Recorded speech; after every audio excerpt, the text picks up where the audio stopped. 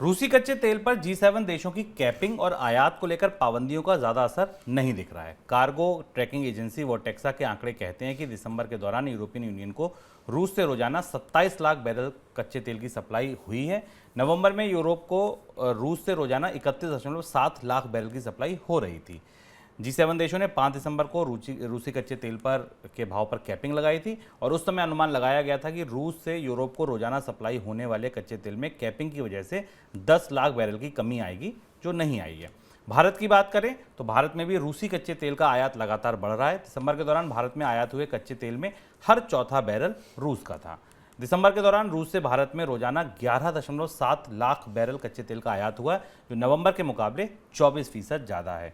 दिसंबर के दौरान भारत में रोजाना आयात हुए कच्चे तेल में करीब 6 लाख बैरल इंपोर्ट सरकारी तेल कंपनियों ने किया है और 5.7 लाख बैरल निजी कंपनियों ने किया है। पहले आपको याद होगा शुरुआत में जब हम इस खबर को लेते थे तब कहीं ये स्पष्ट नहीं होता था कि सरकारी कंपनियां तेल का आयात कर रही हैं रूस से या नहीं कर रही, लेकिन अब ये बात स्पष्ट है कि सरकारी कंपनियां भी तेल का आयात कर रही हैं। सर, तेल को लेकर अब आउटलुक बनता क्या दिखता है? जो कुछ तेल के इकोनॉमी में होना था वो सब कुछ हो गया, कैपिंग लग गई, अब भाव 2 दिन में करीब 9% टूट गए। हम पहले जो रूस और भारत के बीच तेल बदलाव बाजार में एक दिलचस्प बदलाव आता दिख रहा है, उसे समझते हैं। फिर उसके बाद हम ब्रेंट का जो आउटलुक दिख रहा है उसे देखते हैं। भारत में रूस से आने वाला कच्चा तेल लगातार बढ़ा है, पर जो बड़ा बदलाव आया है वो सरकारी कंपनियों की तरफ से भारत पेट्रोलियम इंडियन ऑयल जैसी कंपनियों की तरफ से रूस के कच्चे तेल की खरीद बढ़ाए जाने का है। अभी तक ये खरीद आमतौर पर निजी कंपनियां करती थीं। उसकी बड़ी वजह ये, जो बड़ा शिफ्ट हमको रूस से तेल की आपूर्ति में दिखता है, वो ये है कि अभी तक भारत के पास जो तेल आ रहा था निजी कंपनियों के पास, वो यूराल ग्रेड का क्रूड था। अब आर्कटिक ग्रेड का क्रूड भारत आने लगा है, जो कि जिसको के आर्को और नोवी पोर्ट से भेजा जाता है। आमतौर पर इस ग्रेड का क्रूड शुभम यूरोप की रिफाइनरीज को जाता था, यूरोप को भेजा जाता था, लेकिन अब वो तेल भारत और चीन को भेजा जा रहा है और भारत की सरकारी रिफाइनरीज इस ग्रेड के क्रूड का इस्तेमाल कर रही हैं। अभी जो ताज़ी खबर है उसके मुताबिक एक बड़ा कंटेनर करीब कोचीन पोर्ट पर आया है, जो शायद भारत पेट्रोलियम के पास आया है, जो स्वेज के रास्ते से पहुंचा है। और जो आर्कटिक ग्रेड का क्रूड है, जो इसका आर्को क्रूड बोलते हैं इसको, ये ब्रेंट से करीब $9 से कम कीमत पर कंपनियों को मिल रहा है, जबकि यूराल ग्रेड का क्रूड थोड़ा इससे और ज़्यादा सस्ता होता है। अब दूसरी चीज़ पर हम आते हैं। तेल बाजार में आमतौर पर अब ऑयल मार्केट में जो भी उठापटक पिछले 1 साल में युद्ध के कारण हुई थी, वो गर्द बैठती दिखाई दे रही है। तेल बाजार अब $80 के नीचे की स्थिति में आकर खड़ा हो गया है पूरा 1 साल बीतने के बाद। फिलहाल अब मांग और आपूर्ति की परिस्थितियां कुछ ऐसी हैं, मंदी की संभावनाएं लगभग स्थापित हैं, तो शायद तो तेल बाजार को पता है कि कितनी मांग निकलने वाली है।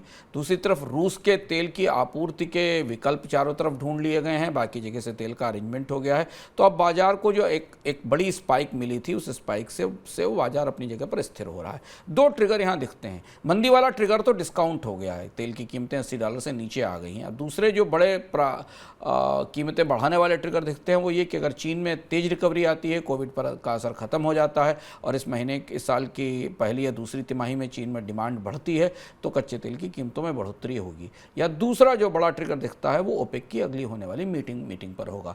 यदि कच्चे तेल की कीमतें बहुत नीचे जाती हैं, $70 के आसपास आ जाती हैं, अभी मौजूदा परिस्थिति में हम 78 से 80 के बीच में देख रहे हैं, क्योंकि जैसे ही कच्चे तेल की कीमतें $70 का लेवल तय करेंगी, ओपेक देशों में बहुत सारी अर्थव्यवस्थाओं को घाटा होना शुरू हो जाएगा, क्योंकि ओपेक देशों में बहुत सारे ऐसे देश हैं जिनके यहाँ कच्चे तेल की उत्पादन लागत $60 से ऊपर भी है, तो $60 से $70 के आसपास होगी। अगर उससे नीचे जाता है तो क्या ओपेक देश फिर उत्पादन में कटौती करेंगे? अब निगाहें इस बात पर रहेंगी। मांग की साइड से, डिमांड की साइड से कच्चे तेल के बाजार का परिदृश्य लगभग साफ है कि इस साल डिमांड बहुत अच्छी रहने की उम्मीद नहीं है अंतर्राष्ट्रीय बाजार में मंदी को देखते हुए। सर, भारत की सरकारी कंपनियां रूस से कच्चा तेल खरीद रही हैं, ये आंकड़े मिल रहे हैं। रूस से कच्चा तेल सस्ता मिल रहा है, ये दूसरा तथ्य है। तीसरा तथ्य ये कि दिसंबर तिमाही के दौरान अंतर्राष्ट्रीय बाजार में कच्चे तेल की कीमतों में नरमी की वजह से जो लॉसेज हो रहे थे ओएमसीज को, वो भी अब रिकवर होने लगे हैं, उनके जो मार्जिन थे उनमें सुधार आया है। नवंबर के दूसरे पखवाड़े से तेल कंपनियों का पेट्रोल और डीजल पर मार्केटिंग मार्जिन ₹2.5 प्रति लीटर दर्ज किया गया है, जो करीब 10 महीने का ऊपरी स्तर है। इन सारी खबरों को अगर एक साथ पकड़ें, देखें, तो भारतीय उपभोक्ताओं के लिए इनका क्या मतलब है? भारतीय उपभोक्ताओं के लिए मतलब है कि अगर आप भारत में क्रूड की एवरेज प्राइस देखें, जो एवरेज प्राइस इंडियन बास्केट की क्रूड का है, जो जो $102 के आसपास असेस किया गया था, वो अब घट के करीब 85 से 90, 80 से $85 के आसपास आ गया है। तेल कंपनियों के घाटों में जो कम्युलेटिव लॉसेस थे, जो उन्होंने पहले 6 महीने में रिपोर्ट किए थे, उनमें भी कमी हुई है। इसके बाद अब क्या इस बात की संभावना बनती है कि सरकार पेट्रोल डीजल की कीमतों में एक कमी करेगी? हालांकि गुंजाइश इस बात की कम है, क्योंकि तेल कंपनी सरकार इस मामले में काफ़ी हद तक स्पष्ट रूप से कह चुकी है कि कीमतों में बढ़ोतरी नहीं होगी, पर कमी की संभावना नहीं दिखती। हाँ, एलपीजी सब्सिडी को लेकर शायद कुछ पुनर्विचार हो सकता है और बजट में चुनाव की दृष्टि से कुछ घोषणाएं ऐसी हो सकती हैं जिसमें एलपीजी के सिलेंडरों की कीमतों में थोड़ी कमी की जाए। हालांकि कमर्शियल सिलेंडर में की कीमत में अभी बढ़ोतरी ताजे तौर पर की गई है।